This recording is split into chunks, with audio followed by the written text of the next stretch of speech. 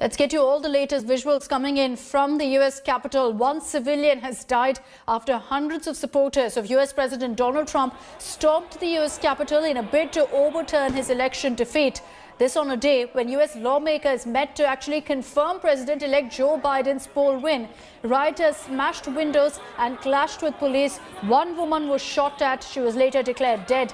It's unclear at this point who shot the woman. A witness, however, said that the shooting occurred after law enforcement authorities urged people to get back. In a dramatic scenes really that were witnessed inside the Capitol building, demonstrators swarmed the building. Congress members were escorted out by the police. This comes also after Trump addressed thousands of his supporters to march to the U.S. Capitol at a Save America march in Washington, saying that he won the elections and will not take it anymore. This statement has been criticized time and again, saying that Trump instigated this riot. He later changed his stance, calling for peace. Ivanka Trump has called the rioters as patriots and then went on to delete the tweet. Vice President Mike Pence, addressing the Senate, has condemned the violence. Biden said that the need of the hour was to preserve democracy. This comes after Democrats won the 2 Senate seats in Georgia that tipped control of the Senate their way. U.S. lawmakers have currently resumed the session. They've made it very clear that come what may, they're going to certify Biden's victory. All of us here today do not want to see our election victory stolen by emboldened radical left Democrats, which is what they're doing, and stolen by the fake news media. That's what they've done and what they're doing. We will never give up. We will never concede. It doesn't happen. You don't concede when there's theft involved. Our country has had enough. We will not take it anymore, and that's what this is all about. I know your pain. I know you're hurt. We had an election that was stolen from us. It was a landslide election, and everyone knows it, especially the other side. But you have to go home now.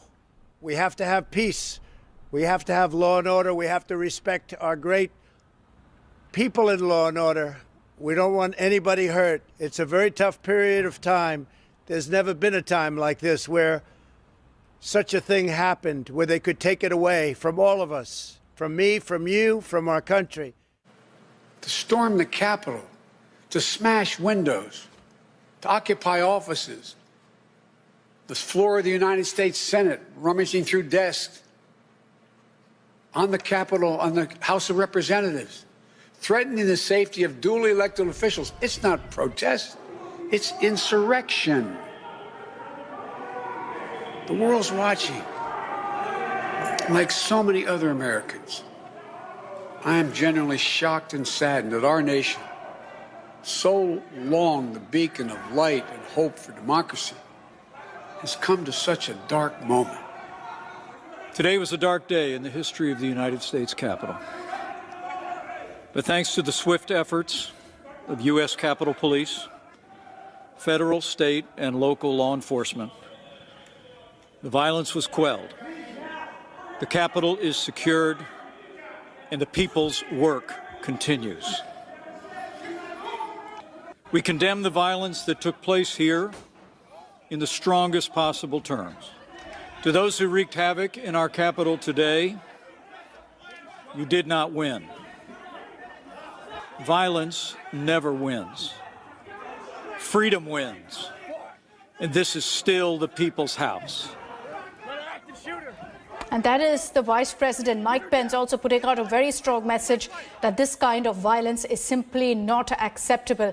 Geeta Mohan, our Foreign Affairs editor, is joining us on this broadcast. We also have senior journalist Pratiksha Gildial joining us live from Ohio. Pratiksha, to you first. The Congress has resumed its session. We're expecting that despite all of the violence, the rioting that's taken place inside the Capitol building as well, there will be a declaration that Joe Biden has won the election.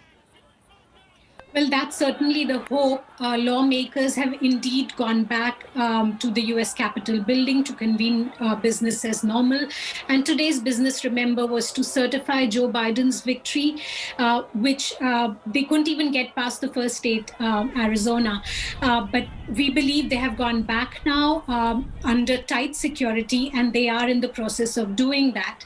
Now, I was listening to your Republican contributor earlier, and the problem is that there are two Americas. This is a deeply divided country. And depending on which set of people you speak to, they have their own set of facts which they want to believe in. And that's a real problem when there is not even an agreed upon set of facts that the entire country can believe in. Then how do you unite this country? And that is a huge problem for Joe Biden when he's inaugurated on January 20th. So far, he has struck a unifying note, a calming note. He has tried to strike a note saying that he'll bring the country together, that he will be everybody's president, whether or not they voted for him.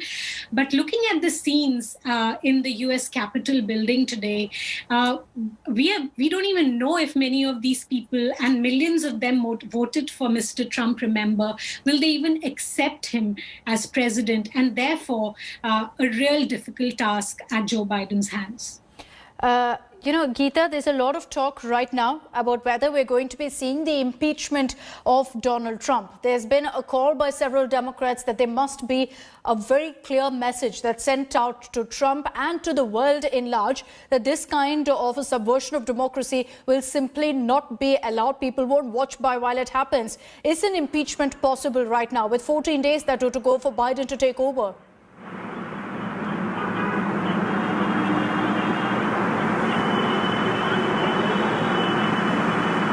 Not sure if Geeta is with us. We'll go across to her in just a bit. Pratiksha, if you could answer that question on whether we could really see a historic impeachment of Donald Trump.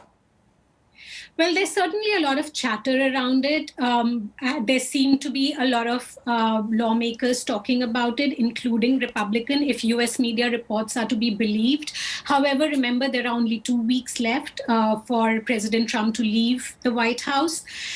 So how realistic it is, we don't know.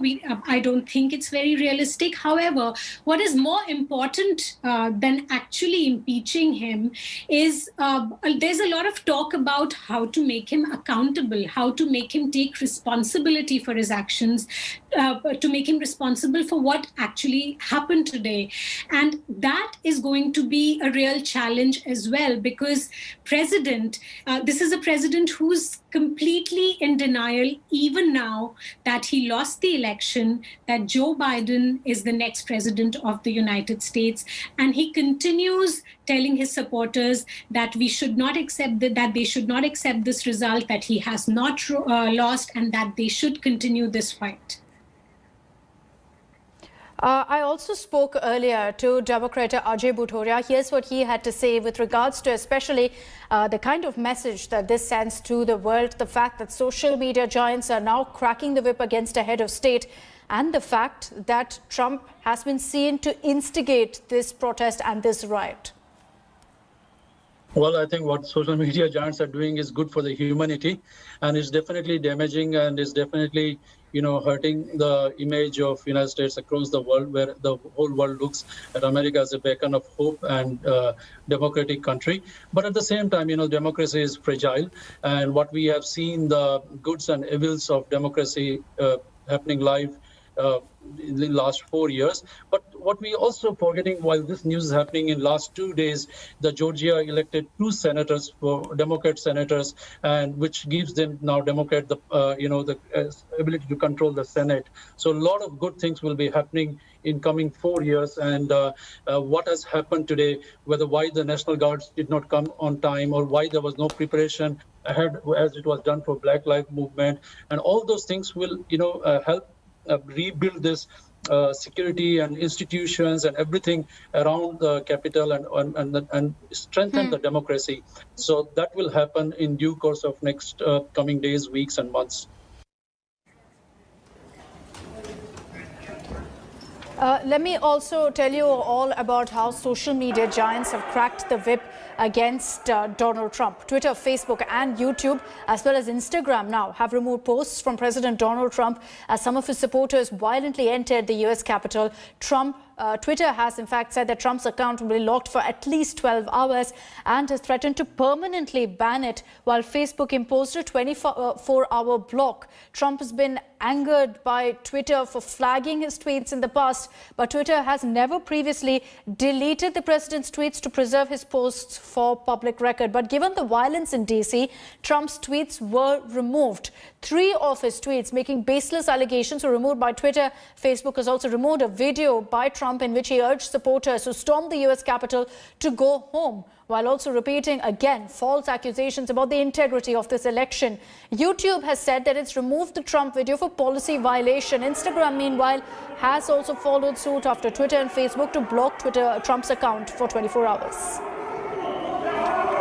Pratiksha, this is something that I was mentioning earlier to Democrat Ajay Butaria as well, about how damaging this is for America. The fact that a head of state's Twitter account, his social media accounts have all been blocked because of loose, careless statements being made. But nobody can argue against this. Everyone will contend that this is the need of the hour because of the kind of statements that Trump has been making. Right, Akshita. And what happened today had been feared by President Trump's critics for months now. And this is a result of several months, in fact, like the past year, of very deeply divisive, vitriolic rhetoric that centered around November's election. And, these conspiracy theories that were constantly fueled about how somehow the election will not be fair. Mr. Trump had said even before the election took place, he had hinted that he will not accept if he's defeated in the election. And today's attack has really shocked the country in a way that, is unseen in modern history. The kind of attack that we saw on the US Capitol building today was last seen in 1812. Let that sink in. 1812 by the British Army when they burned it.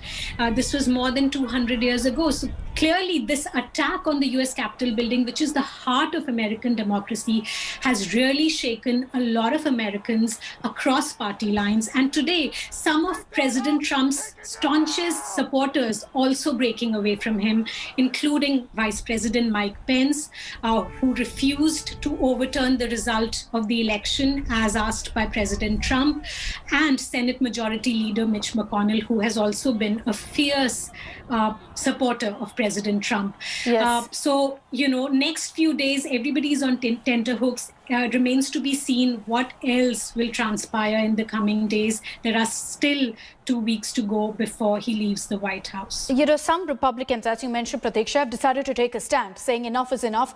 Now is the time when we break our ties with Trump, make it very clear that we are for an impeachment, for action against Trump. There are many Republicans, however, who continue to defend Donald Trump. I spoke to Puneet Ahluwalia, a Republican, a while ago. Here's what he had to say about the protest, about Trump's role, and what kind of action can perhaps be taken.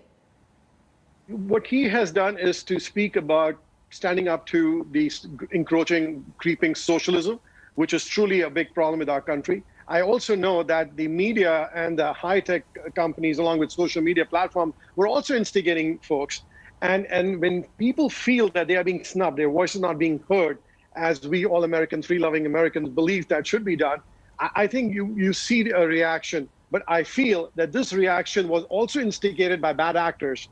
And again, it's too soon to come to conclusion, but I do understand that there is a lot of embarrassment on our part, that we should have basically made sure that this should not have happened. But the people who were there today in Washington, D.C., they were all for peaceful marches. We've had a Second Amendment, which is for gun rights rallies in Richmond, which were very peaceful. People all had their guns, but nothing happened. We've had peaceful rallies before. But at that time, we saw in the evening, the Antifa came and they were instigating and spitting and throwing stuff on Trump supporters. I will not be surprised when all dust is settled that there were bad actors who wanted this to play out the way it is. But again, it's disappointing what's happened. I've been to Congress many times. I've testified before Congress. And, there's security, but it's not, a heavily guarded sort of building because, this is not the sort of thing that one would expect. That said, in the past, for other protests in D.C., we have seen a much higher level of preparation, a much higher level of security, and certainly the people who were responsible for this seem to have underestimated what could have happened, and it obviously will go down as a massive miscalculation.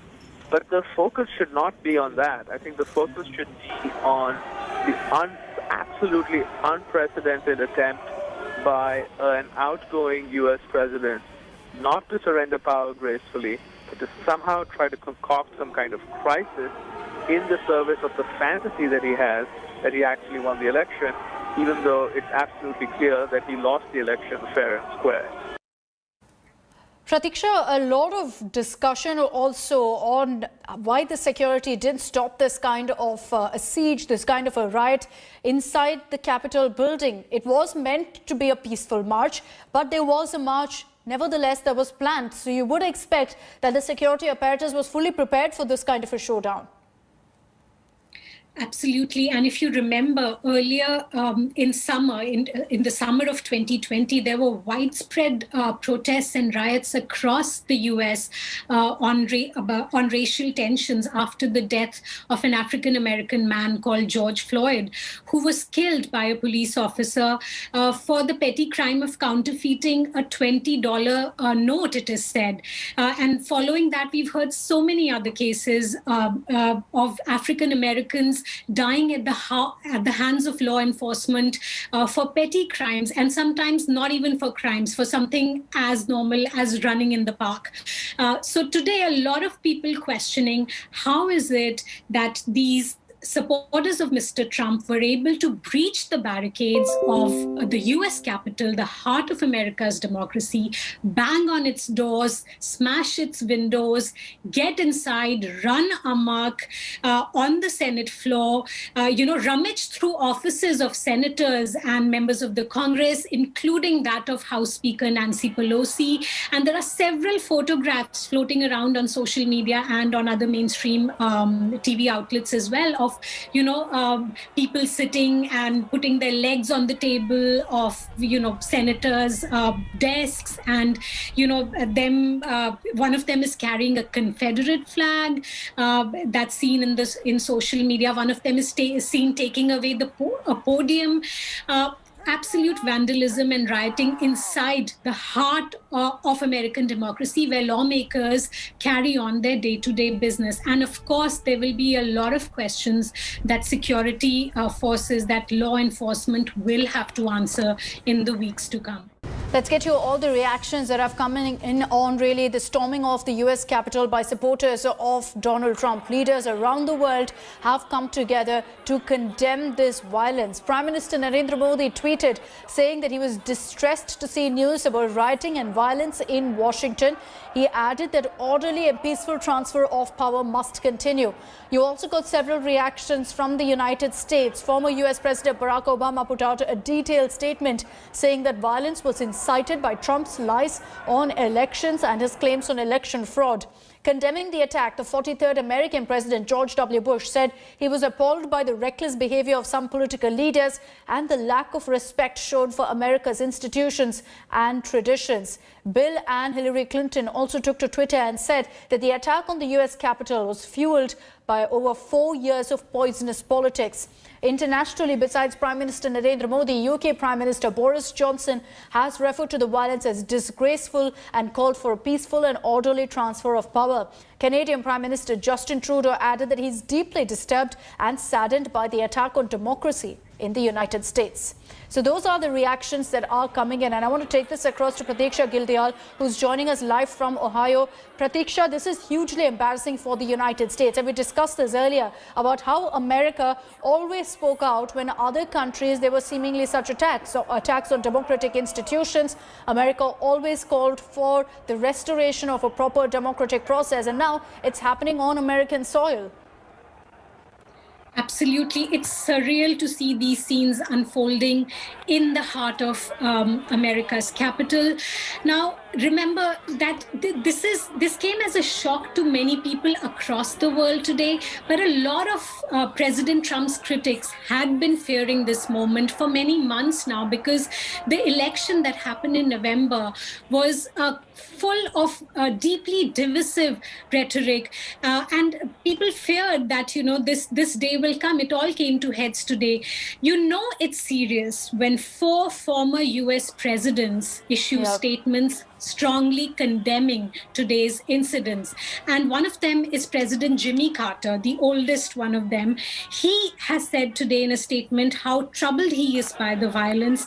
This is a national shame, he says, national tragedy, I'm sorry, and this is not who we are as a nation. President Obama, the president before Mr. Trump, he has issued a scathing statement saying Republican leaders have a choice made clear whether they can continue down this road and keep stoking these fires, or they can choose reality and take the first steps towards reconciling this nation. They can choose America. So some pretty strong words coming from former presidents itself. And it's also really surreal to see some of America's Western allies weighing in on this, from Britain to Germany to Canada. Normally these nations join the United States in condemning such actions in another less stable democracies. But to see these allies now condemn these actions in America, I have to say, it has been a surreal day. Absolutely. There's been a lot of talk about what kind of action will be taken against Donald Trump to send across a message also to the world that America takes its democracy seriously. The US president might actually be facing a second impeachment move. The move will come as Trump has just about 14 days to go as US president. So it's more about the messaging really than about ousting him from the head of state position. President-elect Joe Biden takes over on January 20th. Several Democrat lawmakers, one Republican, has also called for Donald Trump to be impeached for a second time over his efforts to encourage rioters. Trump was impeached in December 2019. He was accused of holding back aid to Ukraine in a bid to obtain information on Hunter Biden. This was in the run-up to the US presidential election. The case was passed up to the Senate, which gave Trump a clean sheet. It was controlled by the Republicans back then.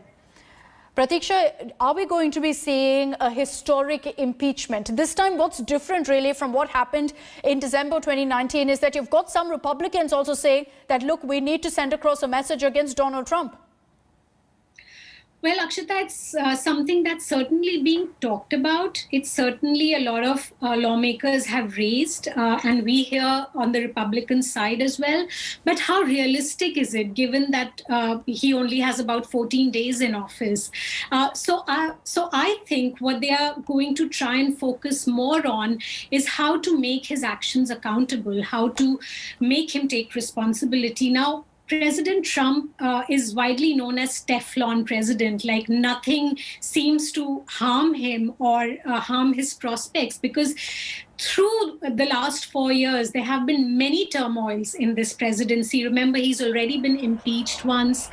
There was a scandal involving collusion with Russia, the Mueller investigation, and several other incidents like the race riots, etc. But through this, President Trump supporters have stood by him. They swear by him. And that is what President Trump really enjoys watching unfold.